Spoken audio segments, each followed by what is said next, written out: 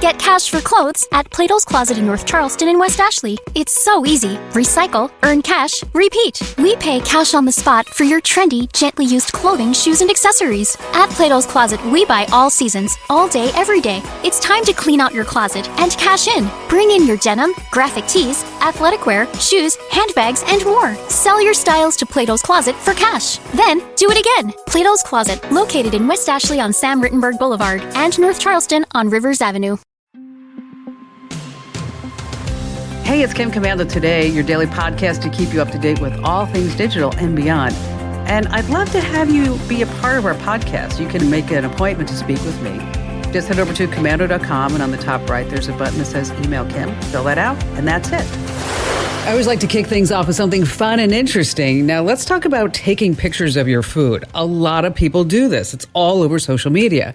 Well, a report from a company called Affordable Seating, they took a look at how Instagrammable fast food chains are based on how many pictures are taken and shared on social media. Well, guess what? The least Instagram fast food joint, drum roll please, Subway. Yeah, it's at the bottom of the barrel. Next up is Arby's. Maybe it's the blue colored meat there. I mean, what is that anyway? And coming in at number 3 is Wingstop. No surprise there. They're super messy. Speaking of, what do you call someone who's just too afraid of calling themselves left or right wing? What do you call someone who's just too afraid of calling themselves left or right wing? You ready for it? A chicken wing. Ha, ha, ha. And on that happy note, welcome, ladies and gentlemen. I'm Kim Commando, America's beloved digital goddess, here with you once again. It's the best show. It's the most trusted show about all things digital. And you're about ready to get more tech smarts because every single thing is now a tech thing. And if you're a brand new listener to the Kim Commando Show, welcome aboard. So glad to have you with us. And if you're already a listener, welcome back. You can find my award-winning show on over 420 top stations across the United States. And if you're looking for a podcast as a webcast commercial-free, just head over to commando.com and hit that big old button that says the Commando Community. Now, if you're listening on the radio, we totally love that. Just a reminder, you can also get us as a podcast. It's called Kim Commando Today. Wherever you get your podcast, just search for Commando with a K, of course. And our T-Mobile Unlimited listener line is now open at 1-888-825-5254 is the way to join us. Alrighty, then every single day, I visit at least 35, maybe even 40 different websites to make sure that you're just up to date on everything that's going on in the tech universe. And here are the top 5 things you need to know about right now, starting with ChatGPT. Now, when ChatGPT was unveiled a year ago, the world was just, whoa, what is this about? Meanwhile, over at Google, I don't know if you remember this, but panic was the word. Now, a year later, Google has unveiled, you ready for it? Gemini. So which one's better? Let me tell you, the best version of ChatGPT is, right now, ChatGPT 4. It's more accurate than the previous versions, and it costs $20 a month. But Google's new Gemini AI simply outperforms ChatGPT. It's so good that Gemini could very well redefine about how all large language AI models are operating. You can start using it right now. I suggest you spend some time with it, compare the two, and maybe Gemini will blow you away like it did with me. And Gemini is free to use, by the way, at least for now. And remember who you're dealing with, though. Gemini is what? A Google product. It's going to capture and remember every single thing that you tell it and probably sell the data. But after all, I mean, everybody seems to be doing that nowadays, right? Coming in at number 2, let's talk about robots. When you order a drink while celebrating this holiday, you better enjoy it because this is probably the last Christmas and New Year that you can be absolutely sure that your drink was mixed by a real human being. 2024 is set out to be the year of the robotic bartender. Our AI robotic bartenders are already being mass-produced, ready for sale. They're marketed with names like the Chime, a humanoid bartending kiosk that hears your order, listen to this, mixes it in just a few seconds, works around the clock, and yes, never needs a tip. Companies like Truebird and Bear Robotics are ready to roll with competing models. Now, most larger bars will be the first to start saving money with exact pours and exact measurements of everything. Now, after bars, where are they going? Yes, the coffee shops. So while AI may one day take over the world and kill us all, it's starting at the corner bar or the baristas. All right, number 3. Wow. It's been a tough year for rental property owners as customers are now choosing hotels over Airbnb and Vrbo, or how you want to pronounce it, VRBO. And these new products are being sold on Amazon. Look for the hotel trend to continue. See, most of the Airbnbs and the Vrbo's troubles are their own making. We have far too many verified stories of these creepy hidden cameras, right? All of this just chasing customers right back to hotels. Well, Amazon is selling spy cameras disguised to look just like ordinary bathroom towel hooks. But inside is an HD video camera, price less than $30. Now, the official description, guaranteed to not attract attention for security, anti-theft, evidence collection purposes. Yeah, right. So if you're renting from Airbnb or Vrbo over the holidays, you've got to be more vigilant and careful than ever because Santa isn't the only one watching anymore. All right, coming in at number 4, foldable smartphones. Sounds like a great idea, but guess what? They're not really selling. It just reminds me, a few days ago, a friend asked me, hey, what about giving a foldable smartphone to my wife? I was like, I'm not really think that's a good idea. Foldable smartphones have never been on top of anyone's gift list, which is both Samsung and Google's fault. You see, both companies raced to release foldable phones. In both cases, the screens cracked at the fold after only a few days of use. Now, today, the manufacturers say that the screen problem is behind them. Don't even worry about that anymore. But do you really need one of these things? A Google Pixel Fold smartphone is almost $1,500, or you could get a Samsung folding phone for about $800. So then what do you have? A phone that folds, which brings up another question. After folding it, what else can it do? I mean, really? And finally, this coming in at number 5. If you are looking for love online, you have to listen up because about 40% of you are. I read a really disturbing story over at Mother Jones. A woman in Milwaukee went on a date with a guy she met on Match. Well, she woke up confused the next morning, not remembering what happened at all. Her car was gone. There were, about something like $800 in charges on her debit card, and she was probably drugged. The man is a person of interest in a murder case. A 21-year-old named Laura matched with the guy on Bumble and Tinder. She rejected him, and then the guy just totally went off the rails. He wasn't the hot 22-year-old his profile showed. He was a 55-year-old registered sex offender. So I don't mean to scare you, but you need to be smart. Video chat, look for verified profiles, reverse image search photos, talk only in the app, and always, always, always bring a friend with you on your first date.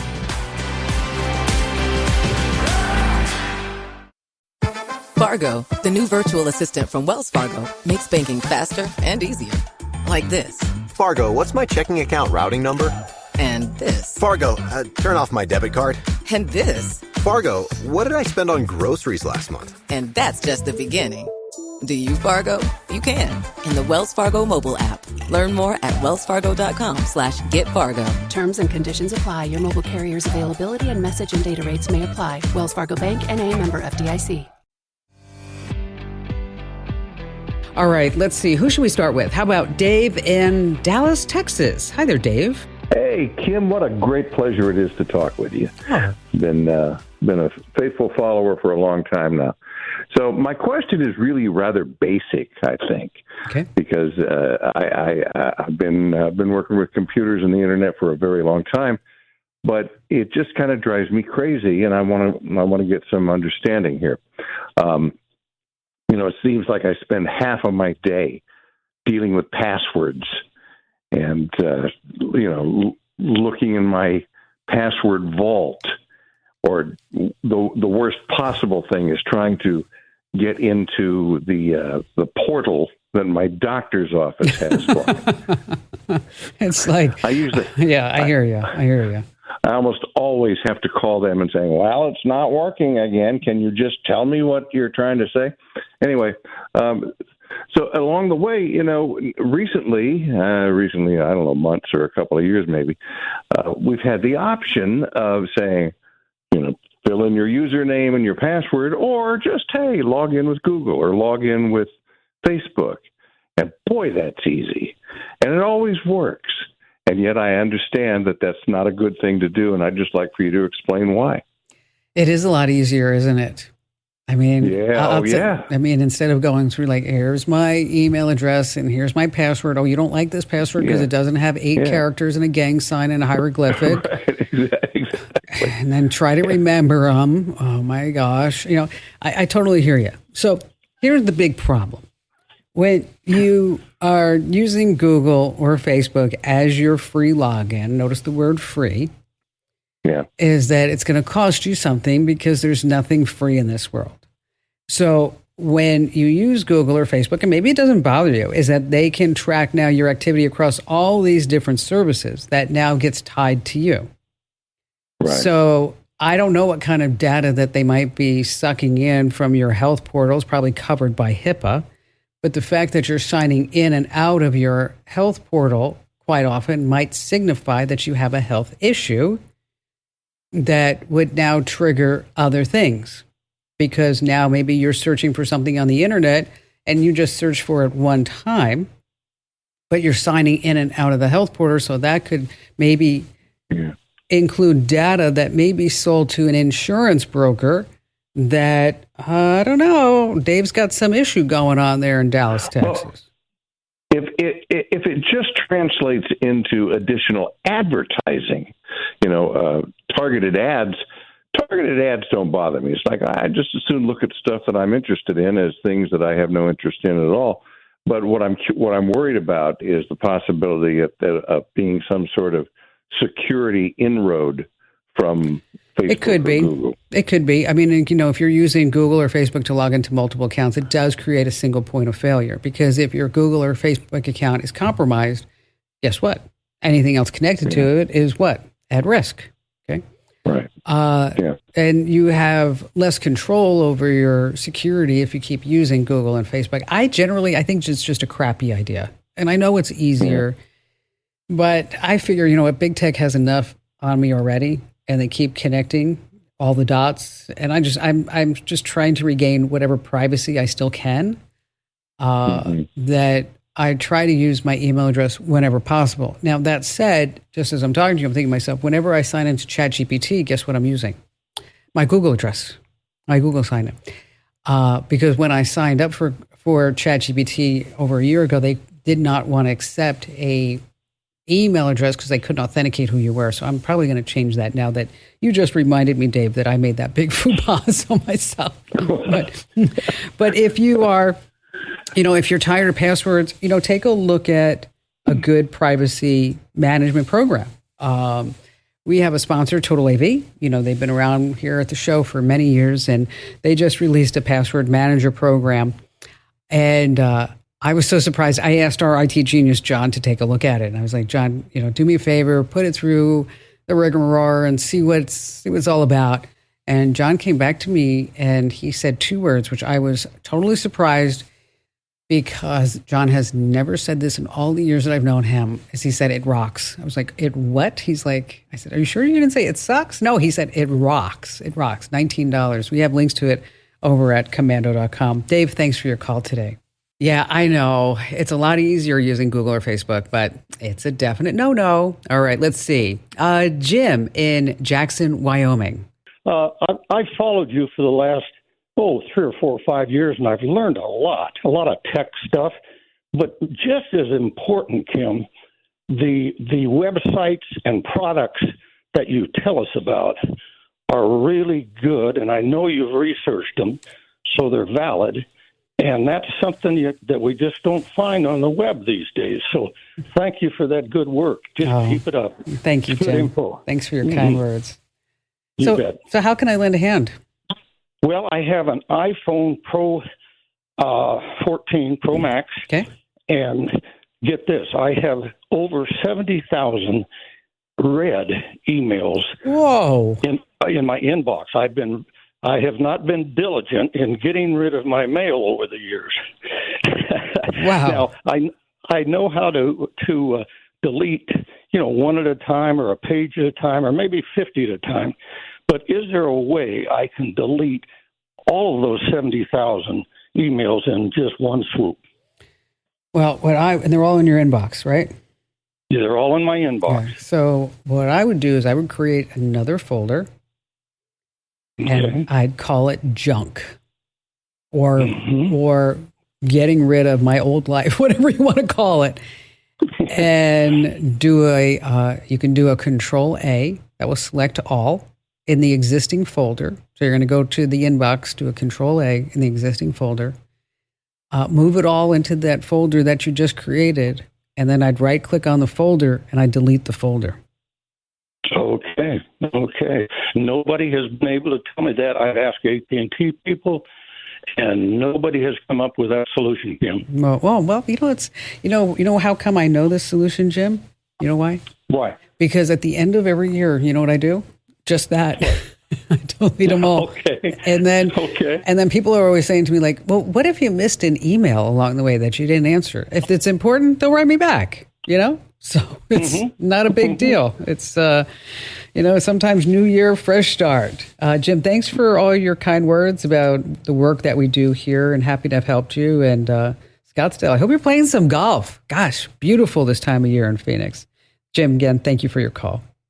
That's not too bad, shuttling between Scottsdale, Arizona and Jackson. Yeah, that's a pretty good deal right there.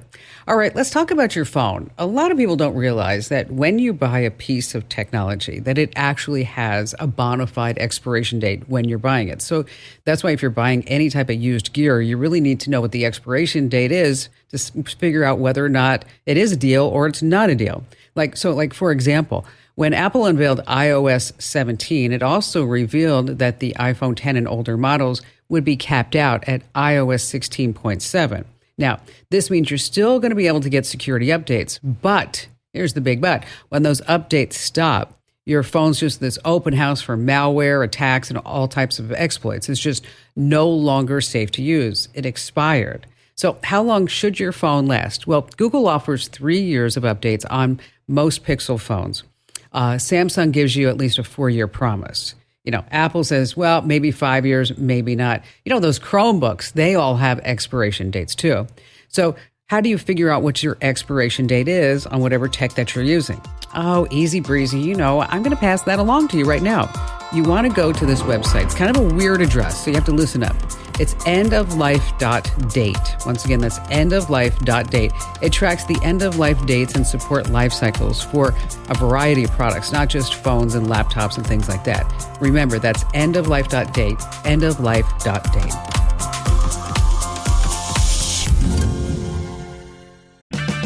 When you need auto parts, O'ReillyAuto.com is just a click away. Order online and pick up at your local store. Visit O'ReillyAuto.com.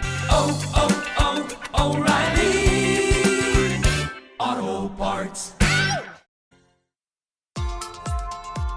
And before we go back to all of your phone calls, let's talk about how you're sleeping. You see, the lights that flicker on your devices can spoil your sleep. And there is a way, though, that you can still scroll until you're ready to get some shut-eye. You see, what happens is when a light suddenly switches on, it's a trigger that it's time to wake up. Now, your device's blue light is extra disruptive. It mimics the light of the sun. Yeah, even when it's 1 a.m. And that's the problem. You see, your body is getting ready to start the day and not sleep. So there are ways to combat the dreaded blue light. Now, on your iPad and on your iPhone, there's a feature called Night Shift. I don't know if you've ever checked this out. You head to your device's settings and you search for Night Shift. It filters your screen to a warmer temperature, evading cooler tones when you get a notification. Now, you can set a schedule for this as well. Now, Android has a similar feature on your device. You're going to search for Toggle On Night Light. And there you can schedule when you want to tint your screen to a sleep-friendly color. You just want to keep that in mind. Again, it's called Night Shift on your iOS devices and Night Light on those Android devices. And speaking of, why do keyboards never sleep? Why do keyboards never sleep? You ready for it? Yes. Because they have 2 shifts. Oh, yeah, good one. Joe Carroll in Baton Rouge, Louisiana. Hi, Kim. I'm so nervous. Oh, don't be Lord. nervous. It's just you and me and 6 million people. Don't worry about it. That's why I'm nervous. I'm so thankful you took my question. So what's going on? I have some property that I'm about 30 minutes from, and it's gated. It has a cell tower on it and some renters. And I am of the age and physical disability that I can't go out there often enough to check. Mm-hmm. So I have a gate that I don't want left open, and it's a paramount issue with my renters, and I'm contractually obligated to the cell tower to keep it safe, too. I see. Okay. So I'm interested in some kind of gate security that I can see at my house, monitor from my home on a basis that I can check in and see that the gate is being kept closed. Okay. It's a big safety issue, too. So you are looking for maybe a smart lock? Oh, smart lock. Okay. I know. I mean, I'm asking you. Or do you know what I mean by smart lock? No. Okay. The gate, the contractors that access the tower, they have a lock that is number coded, and I change that code every 3 months. Okay. And then I have it butterflied with my renter's lock.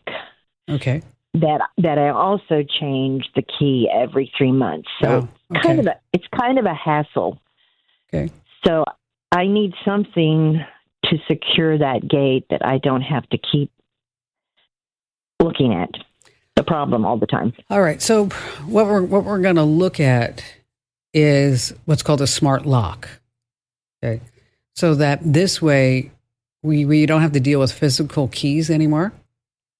That would be good. And then in addition to that, you could give the cell tower workers one code that would only last for all day, or if you knew in advance, you give the renters their own unique codes.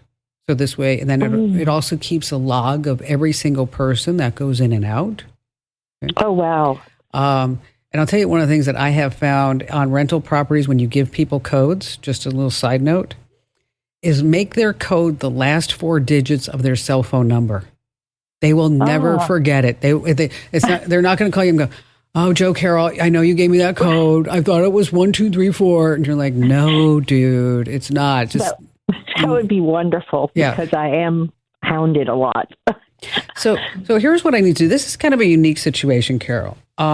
So what I want to do is I want to make sure that we recommend the right one for you. Okay. Okay. Because there's several on the market. I also want to make sure it's going to be compatible with the system and the locks that you have right there. So in order to do that, I'm going to need a photo of the lock and the system that you have right now. And from there, I can find one that will fit that particular lock. I mean, because there are different makes and models, as you might expect, right? Yes. And there are different mechanisms that will work with other mechanisms. And so rather than me just saying, "Oh, here's the one that you need from Schlage or whoever it may be," and then you go out there or you hire somebody to go out there and like, "Sorry, Joe Carroll, doesn't work." And you're like, "Thanks, Kim." Oh, whatever. So I don't want that to happen and for you to waste your time. So I'm going to put you on hold, and then Amber's going to give you an email address where you can send us a picture of whatever that mechanism looks like. And from there, we can recommend the best smart lock so that this way you can do all this from where you are located, 30 minutes from the property. You can change the locks, change the codes. You can see who's coming and going. And really, these smart locks are really have really grown up. 5 years ago, 10 years ago, they were just a hassle to really work with. Trust me. I know that. I was there trying to keep them updated and installed myself on some rental properties. But today, they're a lot easier. There are even some that are biometric, which is really sweet, too. So, Joe Carroll, we're going to take this offline. We're going to help you more. And thanks for your call. All right. You ever find your mailbox overflowing with unsolicited credit card insurance offers and worse, and you're like, how did they even get my name in the first place? Well, the secret lies in the Big Four credit reporting bureaus. I'm talking about Experian, Equifax, TransUnion, Innovis. Now, if you go to this website, optoutprescreen.com, optoutprescreen.com is that you can opt out of all these offers. Yeah, you're going to love that, optoutprescreen.com.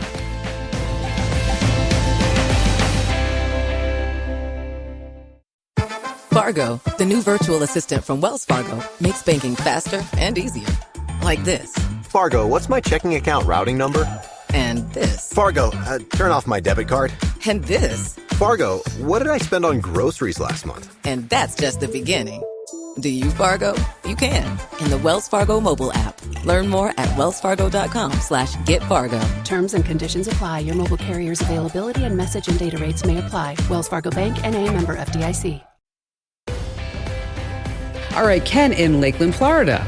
Well, I appreciate you taking my call. I am 69 years of age, and I was recently laid off through a restructuring. Okay. I've been a higher ed for 20 years in the area of institutional research and data analytics.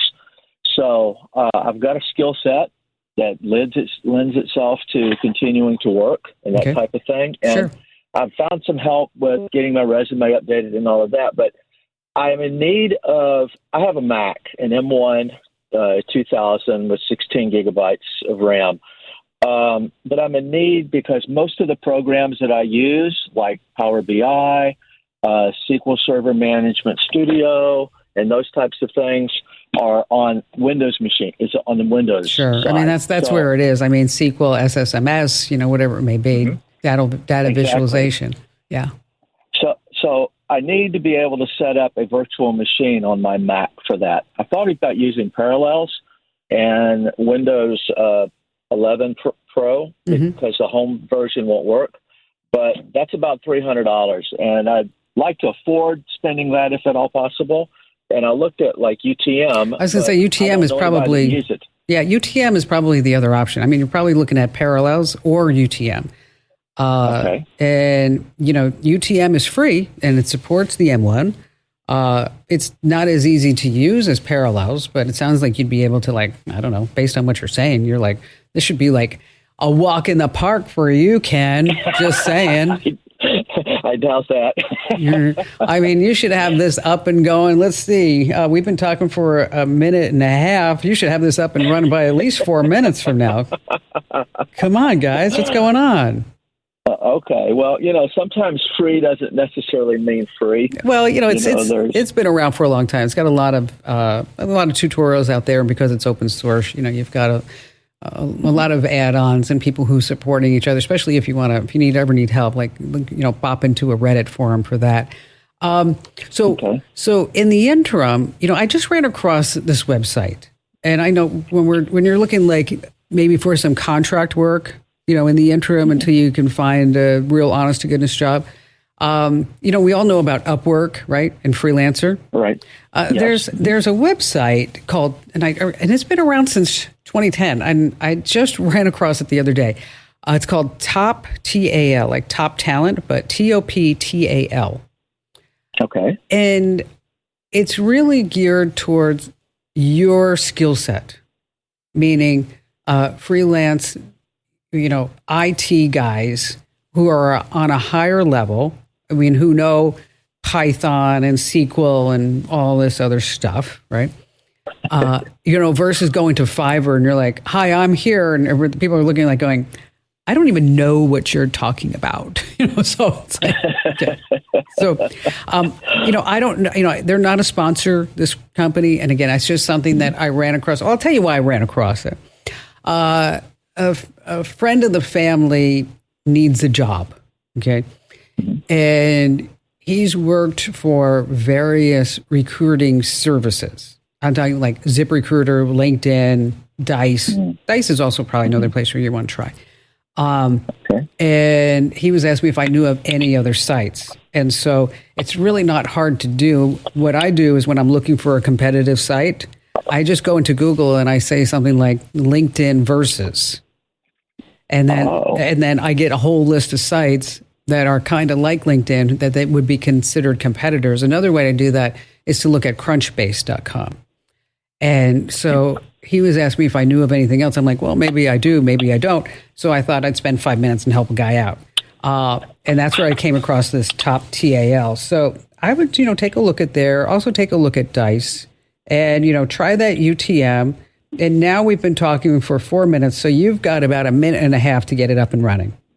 Okay. Sounds like a plan. And now, let's see you do it. Ready, set, go, Ken. You got to go get it done. Yes. Virtual machines and really big programming careers. Really wonderful stuff, isn't it? What a great age we live in. And Ken, once again, thank you for your call. All right, we can squeeze in another call. I know it. Bruce in Raleigh, North Carolina. You're up next. Well, before I say what's going on, I just want to tell you how many you've changed my life so many times, and I can remember two in particular when you explained about smart TVs back around 2010. Mm-hmm. That helped me so much, and it elevated my tech guru status within my family. And the other one is when you told us how to cut the cable. So that's been tremendous for me. Yeah, well, yeah, that's a big one. Now you got to make sure you're not paying more than when you did cut the cable because of all these streaming services, right? That's true, but I'm only streaming on one streaming application. Oh, that lucky for you, right? I wish I were you, Bruce. Okay, but I'm not. So, how can I lend a hand today? And thank you for letting me know those stories. Okay, well, a few weeks ago, you recommended to someone an Echo Show 10 to enhance the communication for someone who's in a wheelchair. Mm-hmm. And we have a 96-year-old aunt living in a retirement facility, a couple hours away. And so I'd like to do that same thing, but I'm concerned about the privacy considerations of using an Echo, and just wanted to find out how you would set up one to minimize the kind of data that Amazon can collect and use without your knowledge, that kind of thing? Yeah, that's always a big concern because anytime you bring something into your home or into a bedroom, you're like, ooh, this feels a little creepy to me, right? So with the Amazon Echo Show is that, first of all, you're going to set it up so that only certain people will have access to that screen. And so maybe it's you and certain family members that will be able to drop in on your aunt, okay? Likewise is that your aunt will be able to contact certain people. And so we're going to set up a really good two-way communication there, not leave that thing just open for anybody who is in her contact list. As far as Amazon collecting all the recordings, yeah, they're going to do that. But now there are some settings that you can access through the Alexa app that allows you to set up a schedule where the recordings are actually deleted and when they're actually deleted, rather. And so you're going to adjust your privacy settings to limit how you review the recordings, how often these recordings are deleted even without you knowing that they are being deleted, how your data is being used for marketing purposes, they say product improvement purposes. You're going to, of course, keep it updated with the latest firmware, the latest software updates, and good things like that. So I would just look at the Alexa app, go through all the settings, and there's a more button in the Alexa app, Bruce, that's the one that you're going to want to tap into. Because I guess they figure that more people won't hit the more button, so we're going to hide all this stuff in there. I'm not really sure. But if you need any help, I can actually write this up for you. And I think we may even have it on the website already about how to make sure that your Amazon Echo speaker is locked down for your privacy and security. And so, Bruce, I put you on hold. Let's make sure that we have a good email address for you so that this way, Amber, if you just remind me, I'll give you a link to some stories to send out to Bruce. And Bruce, thank you for your call today, and really just loved hearing from you. Okay, let's talk about grocery stores. They're now ditching their physical loyalty cards. Okay, let's talk about grocery stores. They're now ditching physical loyalty cards for smartphone apps. But what if you don't want to download an app? Well, here's the deal. You can look for stores that don't require loyalty programs for discounts. Places like Trader Joe's and Target and Walmart come to mind. Everyone just gets the lowest price. Number two, look for physical coupons. Most grocery stores have a coupon section on their website where you can print, snip, and just hand them in. And number three, this is what I do. Just ask for the discount anyway. Behind the counter, cashiers usually have a code to charge the digital price without you needing to sign up and have a loyalty card or to have the app or whatever it may be. All right, now that you learned that and you start saving some money and time and energy, make sure that you tell 3 friends about the Kim Komando Show and also the Kim Komando Today podcast, because every single person needs more tech smarts and knowledge is power. And you can find me 24/7 at komando.com. This program is a copyrighted production of Westar Multimedia Entertainment and protected by the copyright laws. Any rebroadcast or use of this program for commercial, business, economic, or financial purposes without the written permission of Westar Multimedia Entertainment is strictly prohibited. Hello, Saver. Whether you're saving for that trip to the tropics or saving for an emergency, now is the time to take advantage of Wells Fargo's savings options. Wells Fargo offers savings accounts that can help you save towards your goals. So, what are you saving for? Visit a Wells Fargo branch or wellsfargo.com/save to open a savings account today. Wells Fargo Bank, N.A., member FDIC. Get cash for clothes at Plato's Closet in North Charleston and West Ashley. It's so easy. Recycle, earn cash, repeat. We pay cash on the spot for your trendy, gently used clothing, shoes, and accessories. At Plato's Closet, we buy all seasons, all day, every day. It's time to clean out your closet and cash in. Bring in your denim, graphic tees, athletic wear, shoes, handbags, and more. Sell your styles to Plato's Closet for cash. Then, do it again. Plato's Closet, located in West Ashley on Sam Rittenberg Boulevard and North Charleston on Rivers Avenue.